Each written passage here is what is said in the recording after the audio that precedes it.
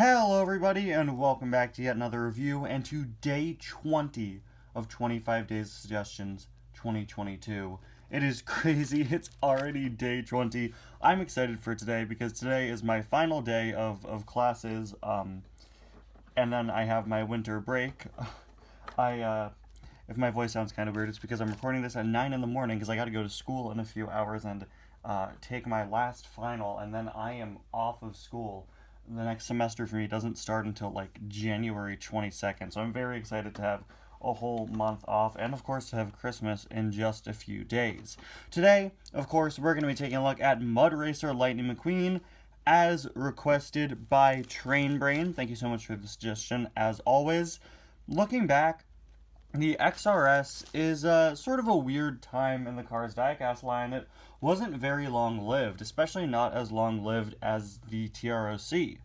The XRS, though, was able to release 3 different sets of cars with multiple waves each, aside from the drag racers, which only had 1 wave, which is really a shame. I really liked those. They had their ups and downs. They had high points and low points, and by low points, I mean the rocket racers. Really was not a fan of those. But the Mud Racers are really cool, and they are still really cool. And I feel like there was something about the Mud Racers that they tried to capture in every subsequent series of XRS, but failed. I love the drag racers. I tolerate the rocket racers.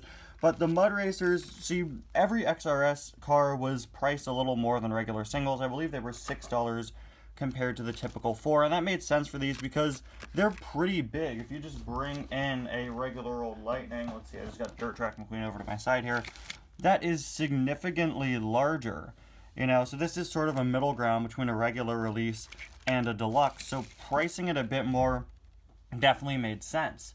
Then when they got to the drag racers, they kept that higher price point and had a different little gimmick where if you rolled them, like some stuff would go up and down, like the pistons would move or whatever. But yeah, those are still a little bigger than regular cars, but that higher price point didn't really feel warranted for them. And then you got to the rocket racers where they fully understood, yeah, we're charging $2 more for these, but they're, basically the same size as a regular car. Now they just have a spinning flame gimmick.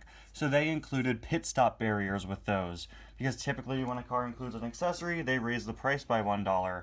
I feel like these were really the only one where they were like, yeah, okay, higher price point makes sense. And they weren't stretching to reach that higher price threshold.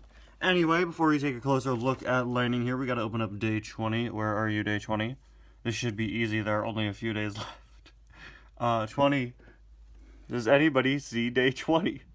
Oh, here it is. Oh, wow, that is an interesting shape. What is down there? Wait, is it Fillmore? Yeah. Oh, the door opened. Not again. Yo! It's Fillmore! There he is. Only the doors this year are awful. Only 2 days after Ramon? Why are we getting Fillmore so soon? That is very interesting, but there he is. I was thinking they would leave him off to be one of the final days, but whatever. Here he is. He looks great. He's just a regular little Fillmore. Yeah, but of course he has the Fuel-Tide Cheer bandana with all the Christmas lights on it. As I complained before on the diecast, of course, that is a molded-on piece, and I think they probably would have molded it on if it weren't in the advent calendar because they didn't make any new molds for the advent calendar this year. It would have been really nice if it were molded on, but it still looks just fine painted on. It's better than it, not being on there at all. Doesn't that Fillmore have the words Fuel-Tide Cheer written on his side, though?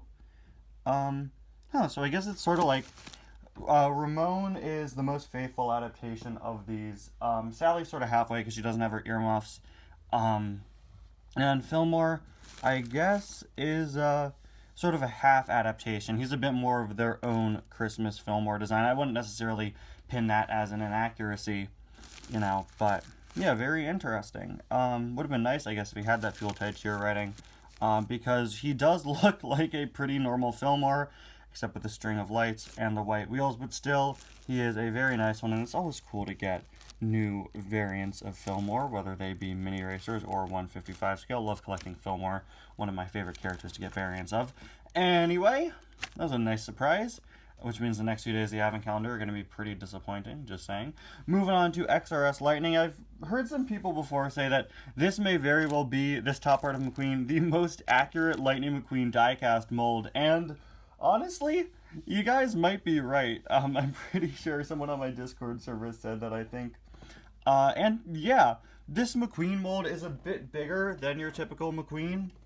Not just because it is a larger car, but, you know, the metal actual McQueen part of him is just larger than your typical McQueen mold, and I feel like it captures a lot of his shaping in a much more accurate way than some of his other diecasts, which is kind of funny. And I guess that's just because they had a bigger chassis to work with.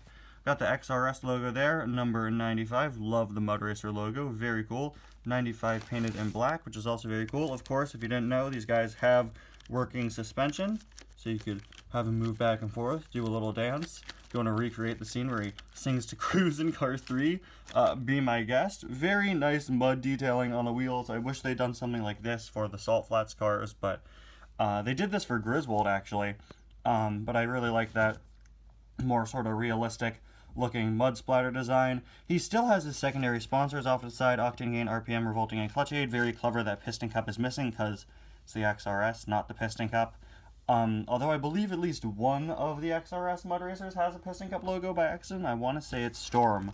Really like the sort of barrier, sort of border, the fenders. Why can I not talk this morning? We've got the red sort of side plates. And I just love how it looks like the XRS logo has been slapped over his regular design, but it isn't his regular design. It actually is quite different. It'd be very cool to see what this McQueen looks like without these logos, because there is a very unique lightning bolt design that you could see creeping through onto the windows, and this very unique shade of yellow we've never seen on any other variant of McQueen. 95 back there, you'll notice there are no Rust-eze logos on him, because again, it's not a sponsored piston cup race. Love how all these guys have mud flaps on them. Yeah, this McQueen really knocks it out of the park. Just kind of a shame there's not much going on his back there. There is a look at the other side, and there is a look at the base, which is fully a muddy brown. Very, very impressive. Like I said, I really went above and beyond with these, and it's a McQueen variant that I really like from a XRS wave that I really like. Also, Fillmore.